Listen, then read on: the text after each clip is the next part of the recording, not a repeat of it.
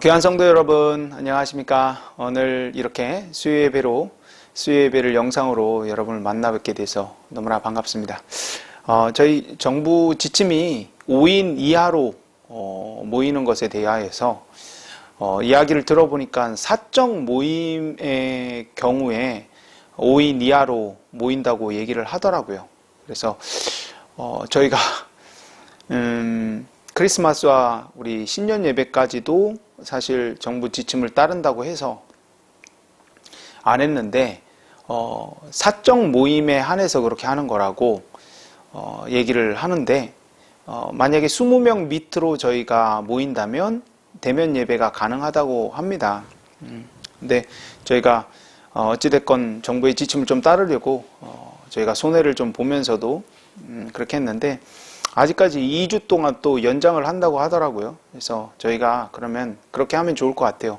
주일 예배는 저희가 신앙의 최소한의 그러한 우리의 노력으로 열정으로 같이 모이고 수요 예배, 금요 철야, 새벽 예배는 여러분 이 영상을 통해서 하시던지 아니면 영상을 수요 예배하고 금요 예배는 특별히 제가 영상을 올리도록 하겠습니다. 그런데 새벽 예배는 여러분이 자율적으로 하시고 교회 나오실 분들은 나와서 드리셔도 괜찮을 것 같고 집에서 하시길 원하시는 분들은 집에서 하시고 주일 예배는 저희가 모이도록 하겠습니다. 그렇게 하는 게 지금은 좀 지혜로울 것 같아요. 그렇게 저희가 좀 진행을 하면 좋을 것 같습니다. 자, 오늘 우리 다 같이 사도신경으로 신앙 고백하시겠습니다.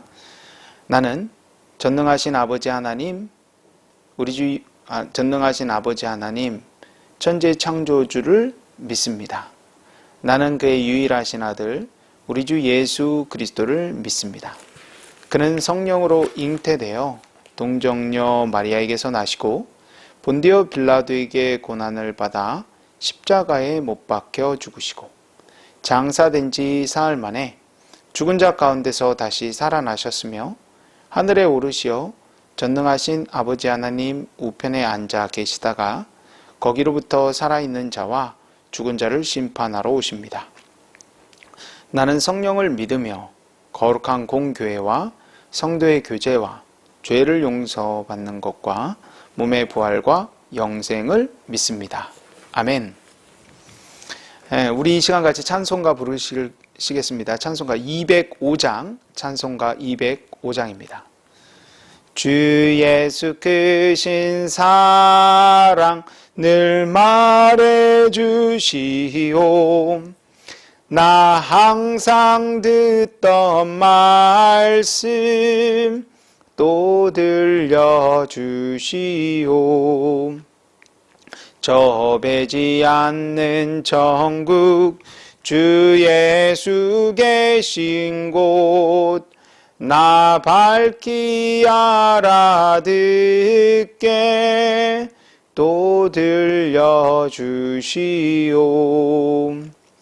나 항상 듣던 말씀 나 항상 듣던 말씀 주 예수 크신 사랑 또 들려주시오. 아침에 이슬 방울 쉬 사라짐같이 내 기억 부족하여 늘 잊기 쉬우니 잘 알아듣기 쉽게 늘 말해주시오. 날 구속하신 사랑 또 들려주시오.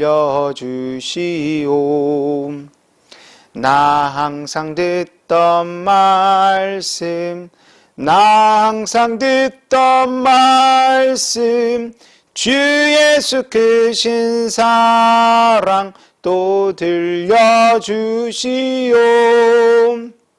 주 예수 나를 위해 이 세상 오셔서 날 구속하시는 은혜 말하여 주시오. 나 같은 사람 위해 주 보혈을 였네. 이 복스러운 말씀 또 들려주시오.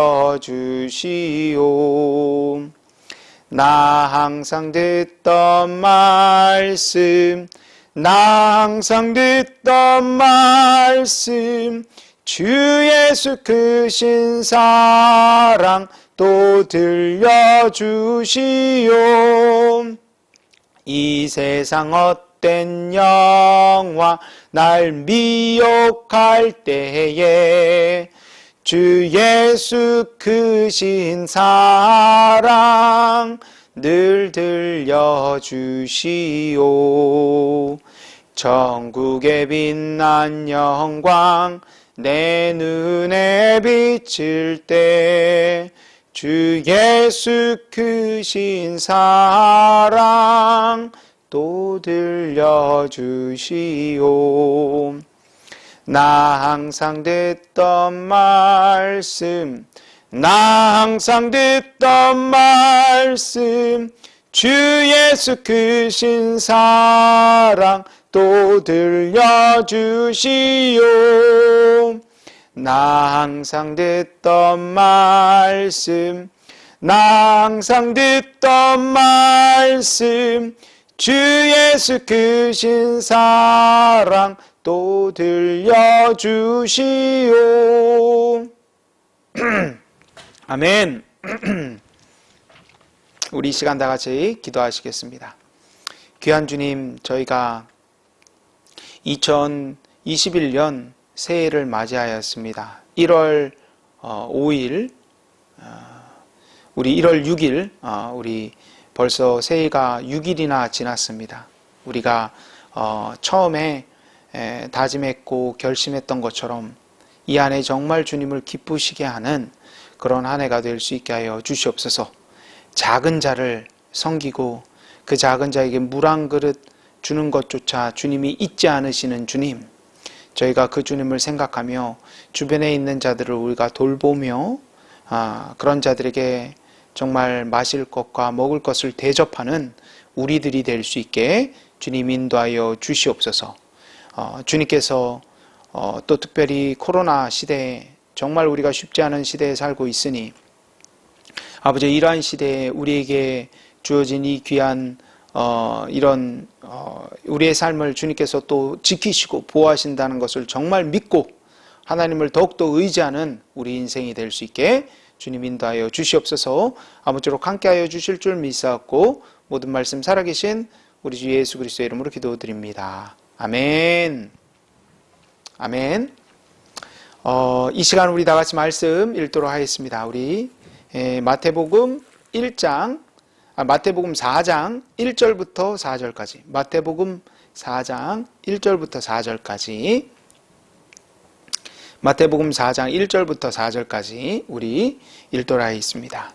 그때 예수께서 성령에게 이끌리어 마귀에게 시험을 받으러 광야로 가사 40일을 밤낮으로 금식하신 후에 줄이신지라. 시험하는 자가 예수께 나와서 이르되 내가 만일 하나님의 아들이여든 명하여 이 돌들로 떡덩이가 되게 하라. 예수께서 대답하여 이르시되 기록되었으되 사람이 떡으로만 살 것이 아니요 하나님의 입으로부터 나오는 모든 말씀으로 살 것이라 하였느니라 하시니. 아멘. 우리 오늘 이 말씀을 우리의 왕은 이런 분이십니다, 우리의 왕은 이런 분이십니다 라는 제목으로 함께 오늘 말씀을 나누겠습니다. 여러분, 오늘 말씀에서 우리 세례 요한에게 세례를 받으신 예수님께서는 이제 성령님께서 그에게 비둘기처럼 이렇게 임하시는 것을 경험하세요. 이 비둘기처럼 임하는 이 성령님은 우리 구약 때 그 노아가 방주에서 땅이 말랐나 안 말랐나를 보기 위하여서 비둘기를 이렇게 밖으로 이렇게 내보내요. 근데 그 일을 통해서 이 유대인들은 비둘기를 좋은 소식을 전하는 그런 존재, 그 비둘기가 이제 그 올리브 나무를 갖고 오잖아요. 그러니까 좋은 소식을 갖고 오는 거잖아요. 그러니까 그렇게 좋은 소식을 갖고 오는 그런 존재로 안다고 하더라고요. 그래서 이 비둘기가 좋은 소식을 전하시는 그런 하나님의 그 메시지를 뜻하는 것이 아닌가, 그렇게 생각이 됩니다. 그래서 성령으로 이제 충만해지신 예수님께서 인상 깊은 일이 일어나는데, 성령으로 이렇게 충만해지신 예수님께서 능력이 이제 출중해지셨, 그러니까 막 권능이 임하시고 능력이 있으신 그 힘으로 밖에 나가서 사역을 시작하셔야 되잖아요. 그런데 그러기 전에 예수님께서 시험을 받으신단 말이죠. 굉장히 인상 깊은 그런 말씀이에요. 그래서 어떤 일을 행하시냐면, 그 시험을 받으시는 이유가, 이 시험을 받으실 때 오늘 말씀해 보면 광야에서 40일 동안 굶주리세요. 40일 동안 굶주린다는 건 거의 죽음을 앞에 두고 있다라는 거예요. 우리 예수님의 이 40일 금식을 많은 사람이 이렇게 본받아가지고 자신들도 행하기 원해서 했는데 목숨을 잃으신 분들도 많고 건강을 해치신 분들도 참 많아요. 그러니까 40일 금식은 정말 성령님께서 우리에게 도전하실 때 그때 해야지, 이게 못 모르고 해서는 굉장히 위험한 일입니다. 그런데 광야라는 곳에서 40일 금식하는 거는 더더군다나 위험한 일이래요. 정말 척박한 곳에서 죽기 일보 직전의 상황까지 가신 거예요. 근데 그 상황에서 또 과연 하나님을 사랑하는가, 과연 하나님을 신뢰하는가를 예수님께서 시험 받으신 거예요. 우리가 하나님의 뜻을 따를 때 상황이 좋고 형편이 좋고 여유가 있을 때 우리 마음 가운데 하나님의 뜻을 따르는 그런 열정도 있고, 그럴 때는 우리가 순종하기가 쉽잖아요. 훨씬 더 쉬워요. 그런데 상황이 어렵고 정말 돈 한 푼도 없을 때 하나님의 뜻에 순종한다는 것, 이게 정말 쉽지가 않습니다. 그러니까 예수님도 그런 상황을 경험하신 거예요. 이 절대절명의 위기에서 과연 이 예수님께서 하나님의 뜻을 따르는지, 아니면 살기 위하여서 하나님의 뜻을 따르지 않는지, 이게 오늘 시험에서 드러나는 아주 중요한 질문인 거예요. 과연 예수님은 어떤 분이신가? 자, 이제 40일 동안 금식했을 때 예수님 앞에 누가 나타납니까? 사탄이 나타납니다. 사탄이 나타나서 이런 이야기를 하죠. 내가 하나님의 아들이여든 이 돌들에게 빵이 되라고 말해봐라. 이 돌들에게 빵이 되도록 한번 변화시켜봐라. 근데 이 사탄이 이렇게 하는 이 질문이, 사탄이 예수님이 하나님의 아들인지 아닌지 몰라서 이런 질문을 하는 게 아니잖아요. 예수님이 하나님의 아들이라는 걸 잘 알고, 또 누구보다도 그분에게 이런 돌들조차도 얼마든지 빵으로 변화시킬 수 있는 그런 능력이 있다는 건 사탄이 더 잘 알아요. 그렇죠? 그러니까 이 질문은 그분이 돌을 빵으로 변화시킬 수 있는 능력이 있는지 없는지를 물어보는 게 아니라 예수님을 유혹을 하는 거예요. 예수님, 당신은 지극히 높으신 하나님의 아들이 아닙니까? 그러니 어서 이 돌들을 빵으로 변화시켜서 당신의 배를 채우십시오. 당신과 같이 높으신 분이 당연히 그런 대접을 받아야 되는 것 아니겠습니까? 왜 당신과 같은 높으신 분이 이렇게 고생하고 굶주리셔야 됩니까? 예수님에게 빨리 능력을 발휘하셔서 이 어려움을 벗어나라고 유혹을 했던 거예요. 그러니까 비록 하나님이 말씀을 하시던 하시지 않던 자신의 능력으로 이 상황을 벗어나라는 것입니다. 구약 성경에 보면요, 이런 동일한 시험을 받았던 사람이 있는 바로 사울 왕이에요. 사울 왕이 이제 자신의 대적인 블레셋과 전쟁을 하기 위해서 백성들을 모아서 이제 전쟁을 하러 나가는데, 전쟁하기 전에 이스라엘 백성이 항상 하나님께 제사를 드리고 난 다음에 그리고 나서 전쟁을 시작했단 말이에요. 제사를 통해서 하나님께 이 전쟁을 주님께 맡깁니다.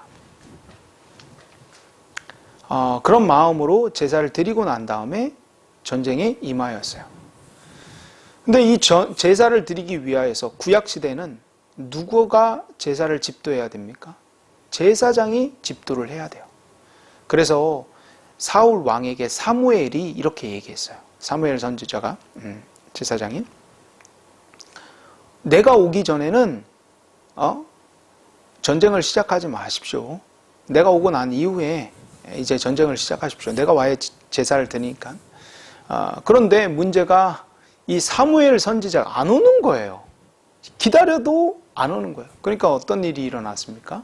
백성들이 자신들 앞에 있는 그 큰 블레셋 군대를 보고 흩어지기 시작했어요. 백성들이 점점 다 내빼기 시작했어요.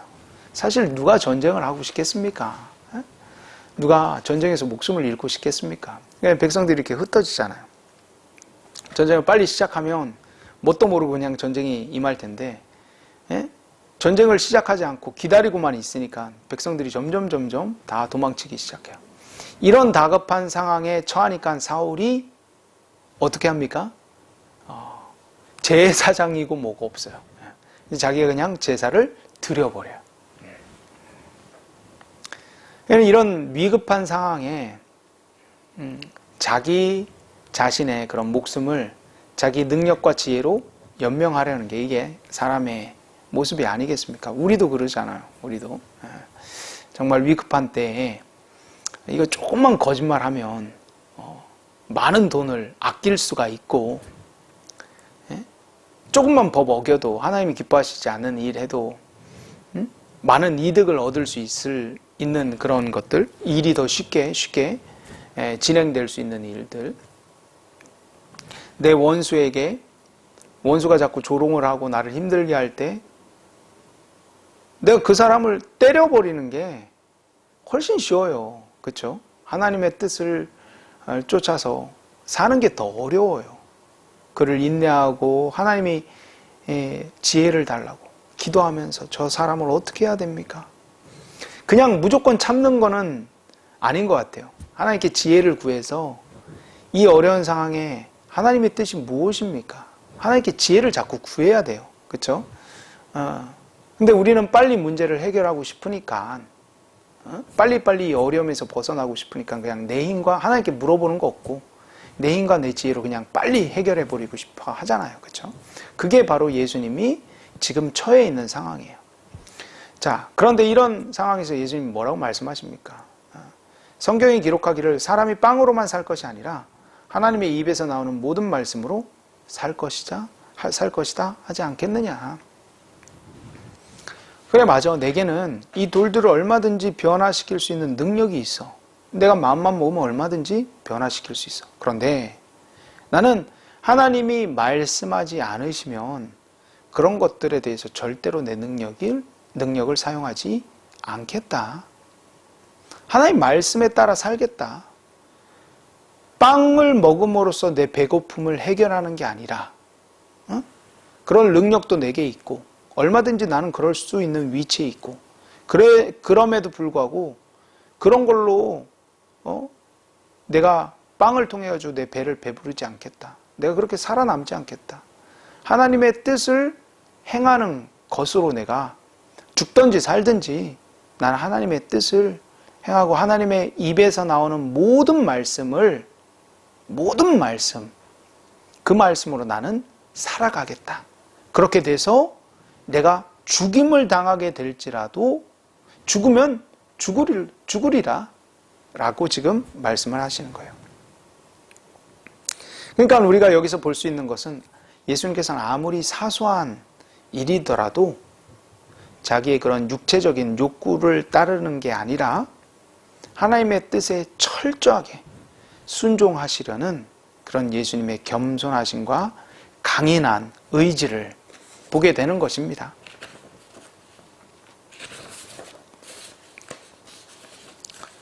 여러분, 이런 예수님께서 철저히 낮아지시고 또 하나님의 뜻에 철저하게 순종하시려는 이런 예수님의 모습이 시종일관 계속해서 예수님의 생애에 나타나요. 그리고 결국 어디까지 예수님은 철저하게 순종하시느냐? 맞아요. 죽기까지, 십자가에 못 박히시기까지 철저하게 자신을 낮추시고 하나님 뜻에 복종하시는 것을 우리가 볼 수가 있습니다. 귀한 성도 여러분, 우리 이런 예수님을 찬양해야 되지 않겠습니까? 예수님이 얼마나 자기 자신을 낮추셨는지, 또 얼마나 철저히 하나님의 뜻에 순종하셨는지, 예수님은 정말 작은 육체의 욕심조차도 따르지 않고 철저히 자기 자신을 내려놓으셨어요. 예수님이 사람이 되셨다라는 건 사실 그분도 육체적인 그런 여러 가지 유혹을 경험하셨다라는 거예요. 육체적인 그런 욕구들을, 배고프심과 주무시고 싶으셨던 생각들과 그리고 이 여러 가지 그런 육체적인 욕구들, 쉬고 싶은 그런 마음, 이런 것들을 예수님도 다 느끼셨어요. 그런데 그런 것들을 자기 자신의 욕구들을 따르는 것이 아니라 하나님의 기쁘심이 되기 위해서 얼마나 어떻게 해서든지 그 모든 것들을 내려놓고 철저하게 하나님께 순종하셨어요. 중요한 것은 우리가 보통 그렇게 자기 자신을 낮추는 일은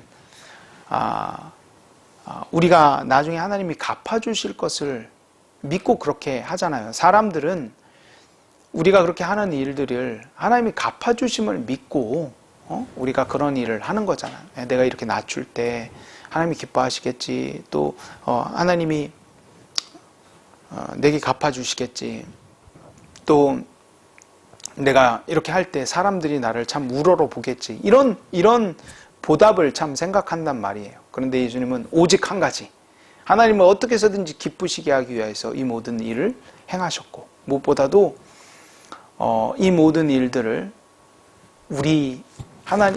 예수님의 원수인 우리를 위하여서 이 모든 일을 행하셨다라는 거예요. 예수님께서는 사실 아무런 유익이 없으시잖아요. 그렇죠? 예수님은 하나님이시기 때문에 모든 것을 다 갖고 계신 분이에요. 그런 분에게 무슨 상을 드리겠습니까? 뭐가 그분에게 더 필요해요? 아무것도 필요 없잖아요.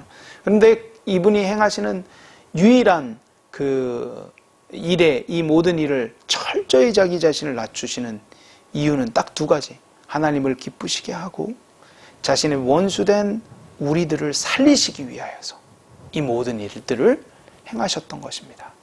그러므로 우리는 이런 예수님 삶을 살아가셨던 예수님을 정말 높이고 찬양하는 우리들이 되기를 주님의 이름으로 축복합니다. 아멘. 우리 찬송가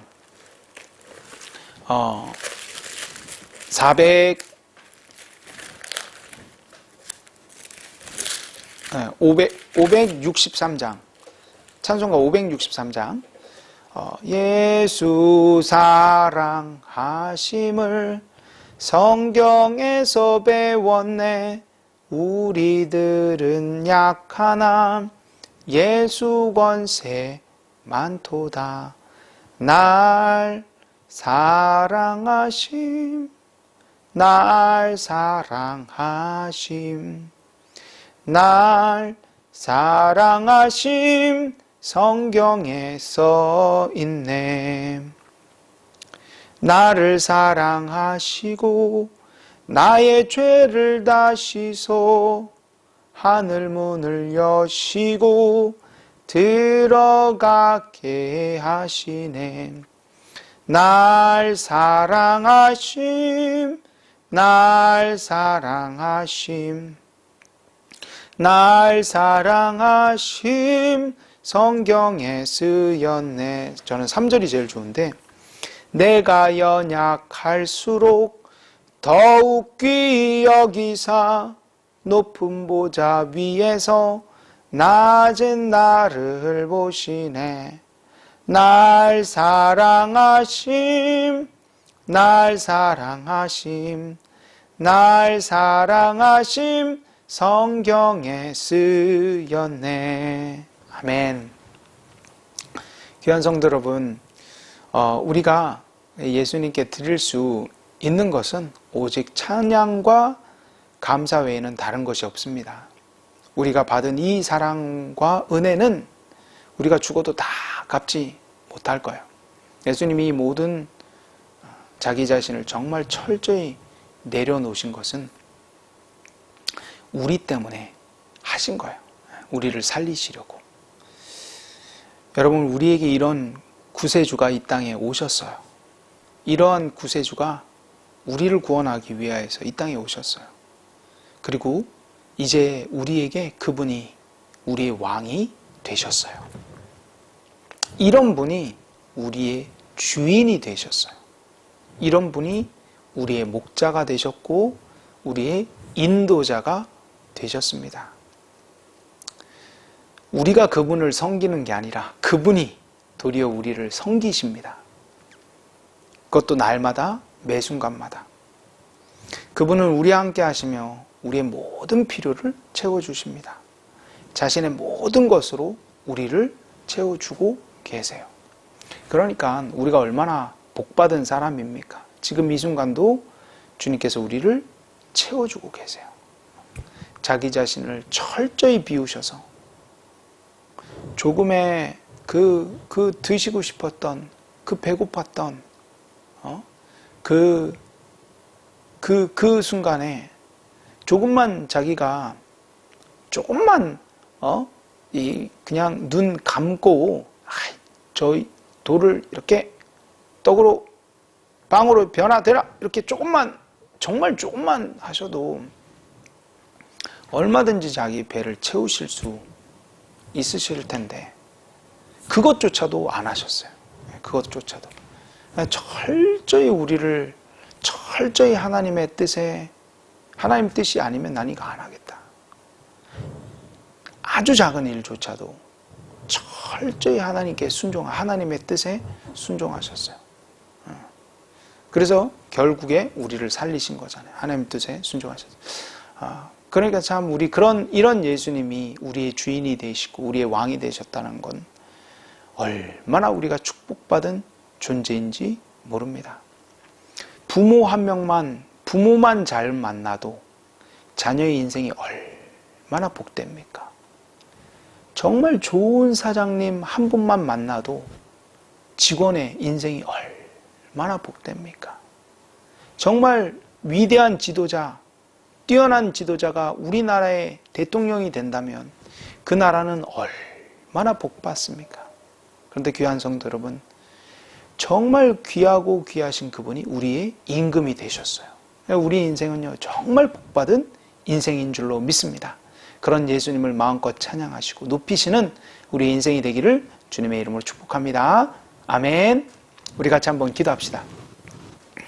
귀한 주님, 감사합니다. 오늘 이 시간 함께 이렇게 예배 드릴 수 있게 해주시고 이 예배를 통하여서 예수님이 얼마나 귀하신 분이신지, 자기 자신을 조금의 그 유익을 위하여서 취하지 않으시고 자기 자신을 철저히 내려놓으시고 하나님 뜻에 철저하게 순종하시려고 하시는 이 예수님의 모습을 보면서 우리가 얼마나 위대한 왕을 우리의 임금으로 삼고 있는지 깨닫는 귀한 시간이 될 수 있게 하여 주시옵소서. 함께하여 주실 줄 믿사옵고 우리 주 예수 그리스도의 이름으로 기도드립니다. 아멘. 우리 시간 다 같이 우리 주기도문으로 우리 예배를 마치도록 하시겠습니다. 하늘에 계신 우리 아버지여, 이름이 거룩히 여김을 받으시오며 나라가 임하옵시며 뜻이 하늘에서 이루어진 것 같이 땅에서도 이루어지이다. 오늘 우리에게 일용할 양식을 주옵시고 우리가 우리에게 죄 지은 자를 사하여 준 것 같이 우리의 죄를 사하여 주옵시고 우리를 시험에 들게 하지 마옵시고 다만 악에서 구하소서. 되게 나라와 권세와 영광이 아버지께 영원히 있사옵나이다. 아멘. 자, 우리 다음 우리 돌아오는 주일날 우리가 그러면 뵙도록 하시겠습니다. 네, 감사합니다.